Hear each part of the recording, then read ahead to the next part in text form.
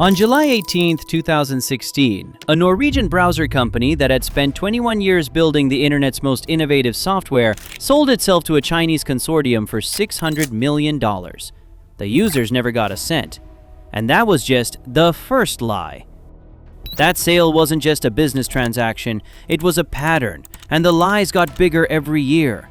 A company that had genuinely changed how the web worked decided that its users, its history, and its founder's vision were all negotiable. What came after wasn't a pivot, it was a sequence. Predatory loans in 3 countries, money funneled into the CEO's own private companies, and a gaming browser built on a brand that had already been hollowed out from the inside. Let's go back to the beginning. In 1995, a programmer named Jon von Tetzchner was working at Telenor, Norway's state telecom, when he and his colleague Geir Ivarsøy built something nobody had asked for, a faster, smarter web browser called Multitorg Opera. Telenor wasn't interested. So von Tetzchner did something that almost never works. He obtained the rights, left the safety of a government-backed job, and founded Opera Software in Oslo with a handful of engineers and no guarantee of survival.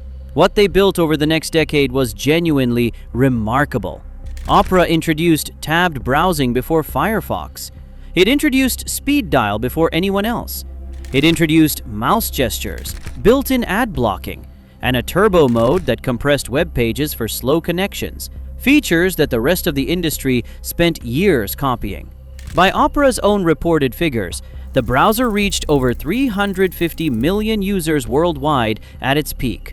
On mobile, it was the dominant browser across Africa, Southeast Asia, and Eastern Europe, because it was the only browser that worked on the cheap feature phones those markets actually used.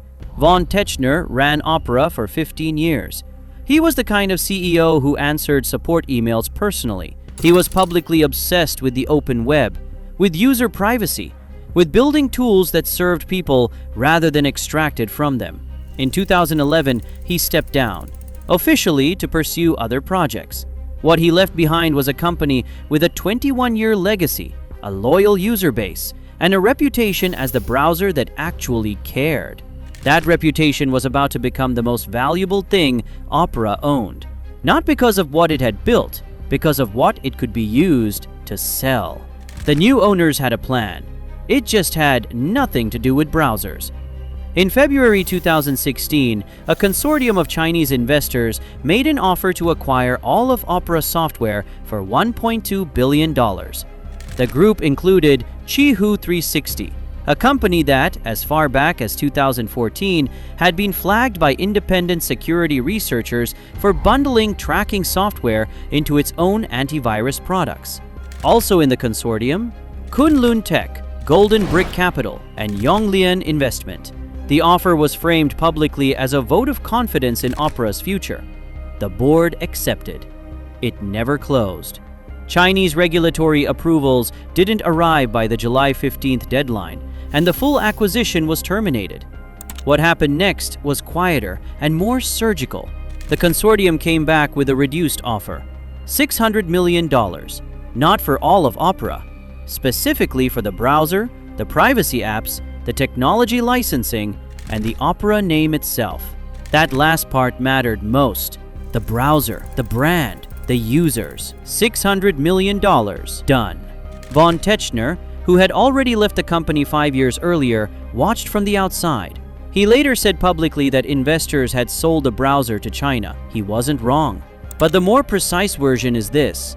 They sold the trust that 350 million users had placed in a Norwegian company to a consortium whose flagship member had already demonstrated on its home turf exactly what it thought about user privacy.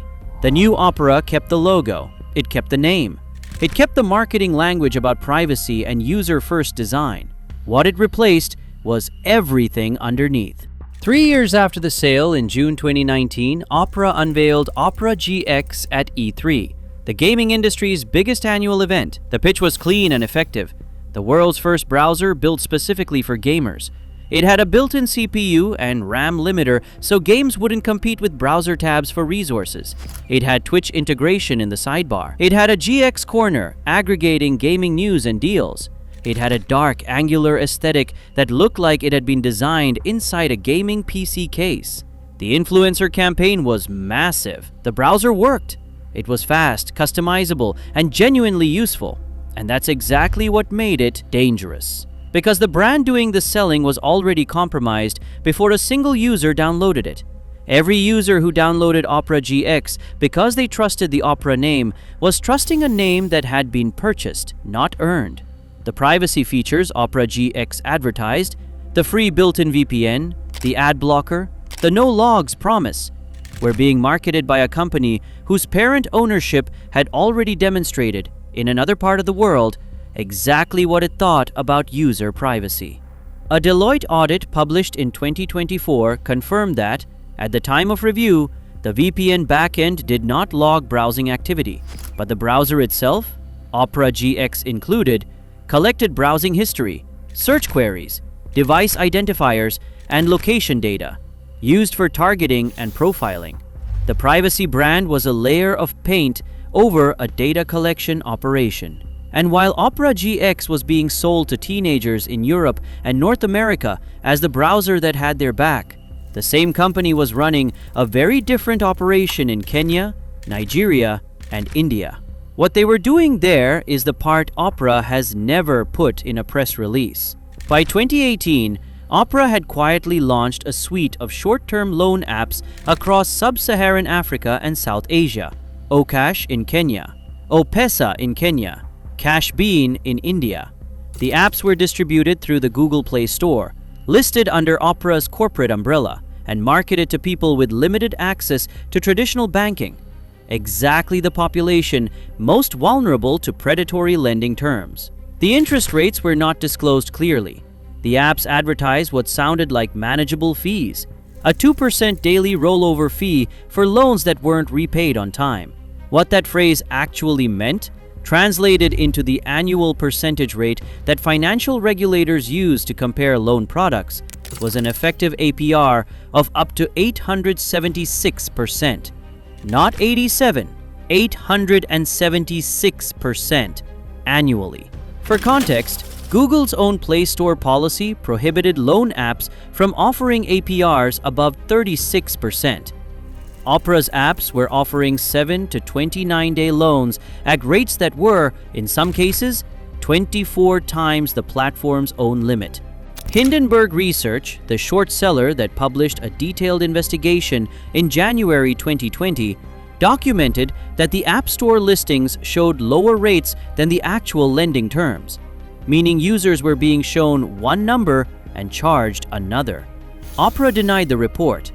The company called Hindenburg's findings numerous errors, unsubstantiated statements, and misleading conclusions.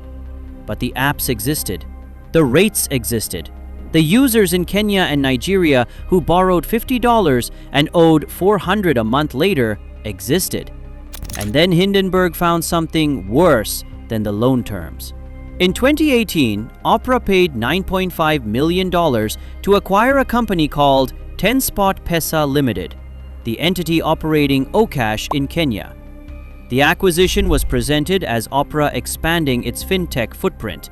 What Hindenburg found was that 10spot Pesa was already 100% owned by Opera's own chairman and CEO, Yahui Zhou, not by a third party. Opera had paid $9.5 million of shareholder money to acquire a company from its own CEO, who then kept the money.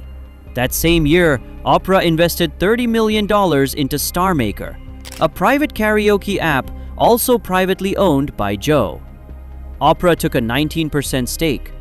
Days after the investment was announced, the CEO of StarMaker's crypto partner was arrested on fraud charges, a fact that did not appear in Opera's investor communications about the deal. A pivot changes direction.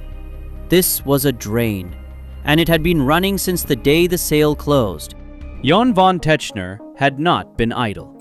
In December 2013, 3 years before the Chinese sale closed, but after it was already clear that Opera's direction had changed, he founded Vivaldi Technologies. The name came from the composer. The mission was explicit: build a browser for power users, for people who remembered what Opera used to be. for anyone who believed that a browser should serve its user rather than its owner. Vivaldi 1.0 launched in April 2016, the same year Opera was sold. The timing was not a coincidence. Von Tetzchner has said publicly that Vivaldi was a direct response to what Opera had become. He watched the company he built for 15 years strip out features that power users loved, simplify its interface to chase mainstream adoption, and ultimately sell itself to investors who had no interest in the browser as a product. Vivaldi brought back tab stacking. It brought back mouse gestures. It brought back the sidebar, the customizable interface, the sense that the browser was a tool you controlled rather than a product that controlled you. It was built by many of the same engineers who had built Opera's best years. Von Tetzchner put his own personal savings into it to keep it independent. While Opera CEO was routing $9.5 million of shareholder money into his own company, Opera's founder was routing his own savings into a browser he was giving away for free. One of those men was building something. The other was extracting from it. And the users of Opera GX, most of them teenagers who had never heard of Jon von Tetzchner, had no idea which story they were inside. Vivaldi does not have a free VPN that collects your data. It does not have a gaming mascot. It does not have a $30 million investment in a karaoke app owned by its CEO. Its stated business model relies on search engine partnerships, the same approach Firefox uses, with no disclosed data-selling revenue stream. It is not the biggest browser.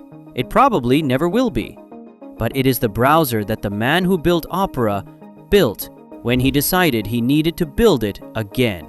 And that fact, that the founder had to rebuild his own company from scratch because the first one was sold, is the most honest summary of what Opera became. Through 2024, Opera GX continued to grow, adding millions of users year over year, crossing 25 million monthly active users by the company's own published figures. Through 2024, the influencer campaigns kept running at scale. The GX Corner still aggregated gaming deals. The RAM limiter still worked. The browser was, by most functional measures, a competent product. But the brand carrying it is a legal fiction. The Opera that exists today shares a name and a logo with the company Jon von Tetzchner built in Oslo in 1995. It shares nothing else. The engineers who built tabbed browsing are gone. The CEO who answered support emails personally is gone. The Norwegian ownership structure that kept the company accountable to European privacy law is gone.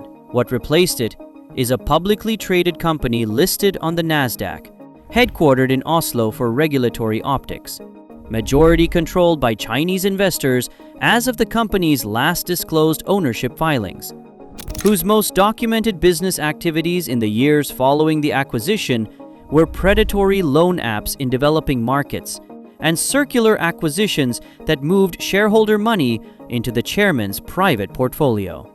Opera GX users who downloaded the browser because they saw a YouTuber recommend it, or because they wanted a browser that felt built for them, are not wrong to like the product. The product works, but they are using a product built on a brand that was purchased specifically because it carried trust. Trust that was built by a different company under different ownership with different values over 21 years.